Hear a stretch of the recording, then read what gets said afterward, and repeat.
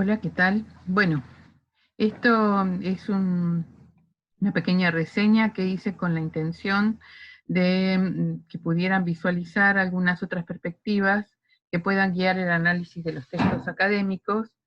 Y bueno, para eso quería compartir esta frase que después la pueden leer tranquilos cuando ya haya pasado este tramo, que tiene que ver con los sentidos que le otorgamos al trabajo intelectual, pero fundamentalmente en este momento compartir algunas visiones de especialistas como Giovanni Parodi, Elvira Arnoux, Daniel Casani, Silvia González Vidrio y Adriana Silvestri, que aportan perspectivas complementarias a las que ya hemos estado viendo, y de alguna manera la intención fue sistematizar en función de posibles este, alcances que pueden ser útiles para las tareas que nos quedan pendientes. Bueno, la primera tiene que ver con los aportes de Giovanni Parodi, que es un lingüista chileno, que, bueno, él se ha dedicado a trabajar con un corpus de textos de la vida universitaria, que es el objeto del cual estamos trabajando nosotros en este momento. Y ha trabajado con los textos, entendiéndolos como unidades altamente complejas y dinámicas, en cuya conformación juegan la dimensión cognitiva, social y lingüística, que son las que vamos a ir viendo a lo largo de todo esto. Y habla de un continuo que transcurre desde el discurso escolar general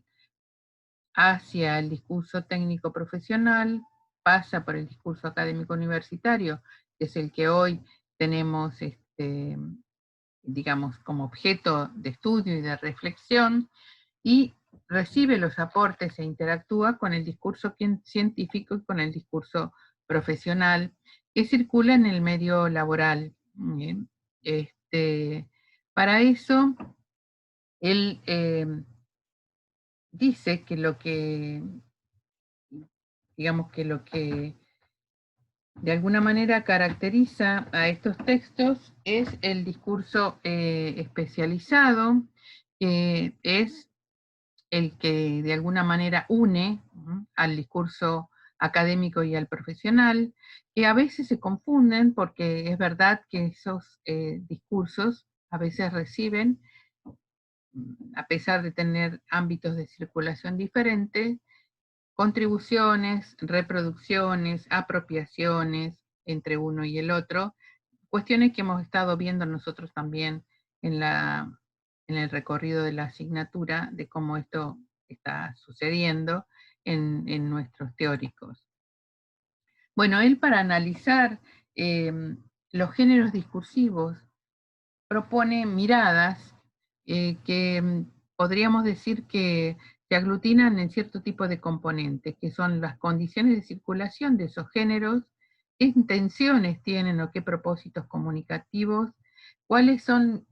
quiénes participan, expertos, legos y qué carácter tienen,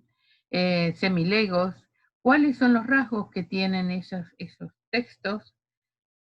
en qué modos están organizados y en qué soportes,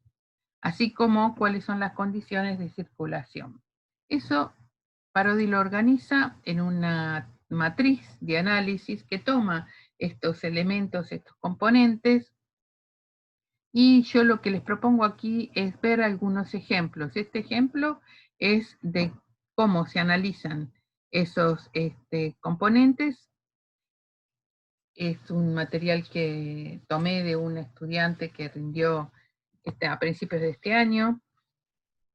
su final, y utilizó en ese final esta diapositiva que yo recuperé, donde ella analizó, por ejemplo, el artículo de investigación científica y opera en su análisis desde los criterios que aporta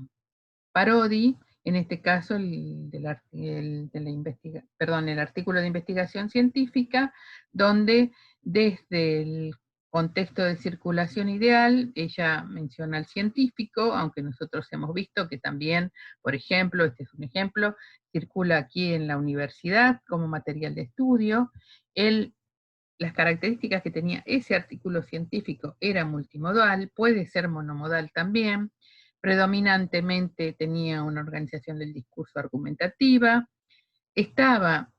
destinado desde un escritor experto hacia un lector experto,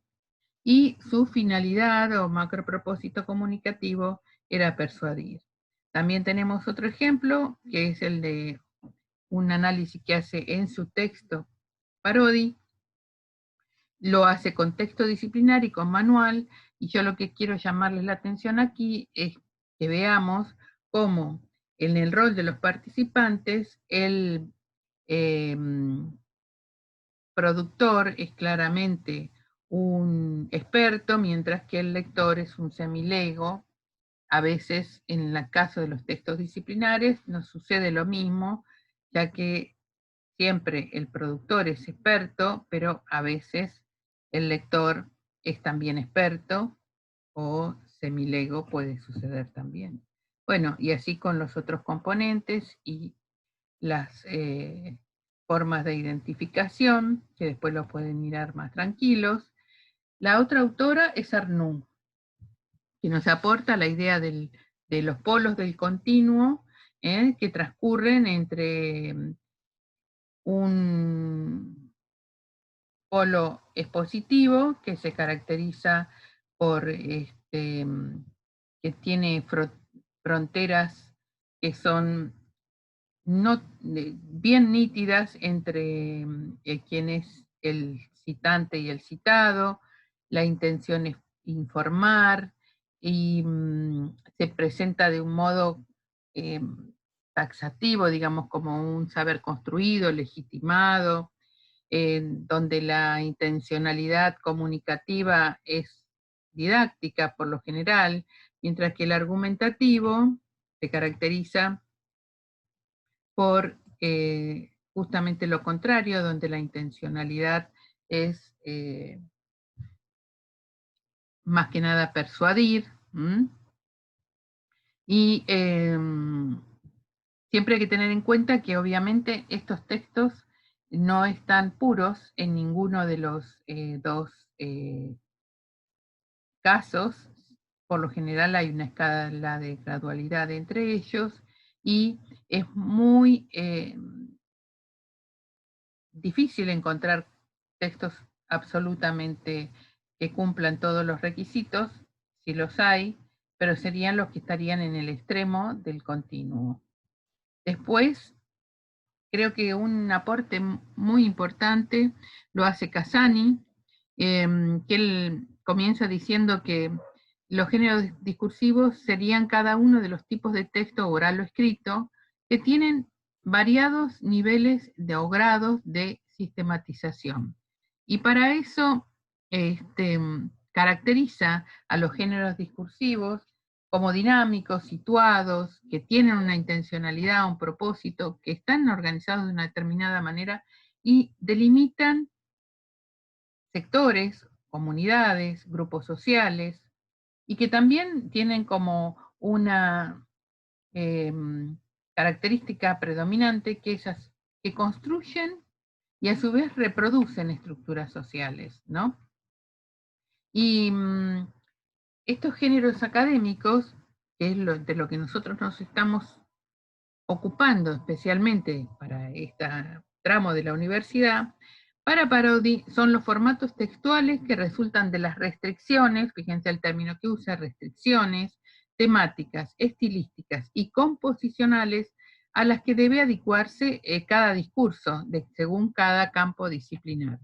Y para el análisis de los textos que nosotros estamos proponiendo, los invito a recorrer estos aspectos conceptuales socioculturales que presenta, así como los aspectos discursivos que enriquecen las miradas de los autores que ya se han estado viendo hasta el momento.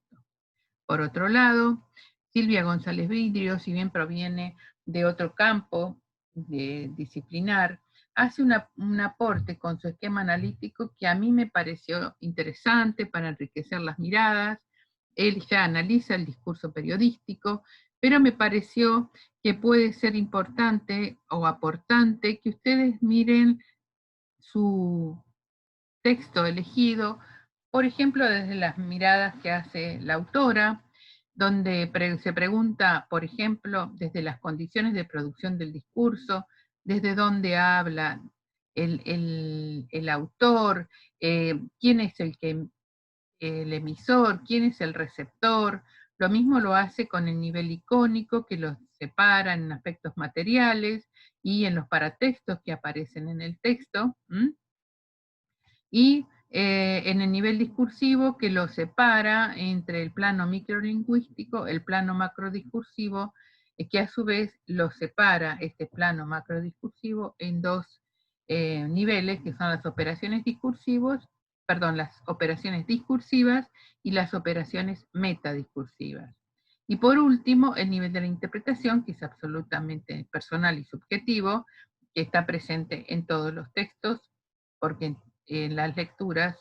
siempre aparece un diálogo entre el emisor y quien es el lector, ¿no es cierto? Para terminar, el aporte, sobre todo para quienes se aboquen al análisis de textos de carácter instructivo, es de Adriana Silvestri, que se dedica especialmente a este tipo de texto, advirtiendo que ningún tipo de texto es una forma universal, que todos funcionan como herramientas que adquieren su función comunicativa y cognitiva en un contexto histórico, cultural y social determinado, un poco en la línea de lo que planteaba tanto Parodi como Arnoux, como Casani, y obviamente también la autora González Vidrio, pero sobre todo, a pesar de que estamos hablando de textos, en este caso, instruccionales, la autora hace esa salvedad. Y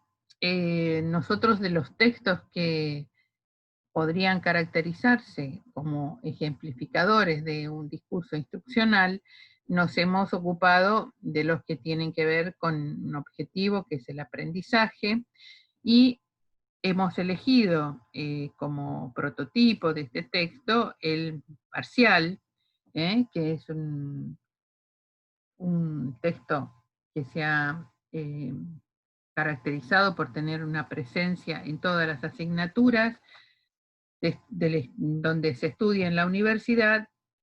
y toma características diferentes según el campo disciplinar y la metodología propuesta por cada asignatura, pero tiene las características donde lo que predomina es la consigna, donde hay una relación de autoridad entre el que emite y el que recibe ese texto, y se caracteriza porque el que prescribe la acción está como de alguna manera presente, y la relación de autoridad es evidente. Bueno, creo que con esto estamos de alguna manera terminando. Pensar en que todos los géneros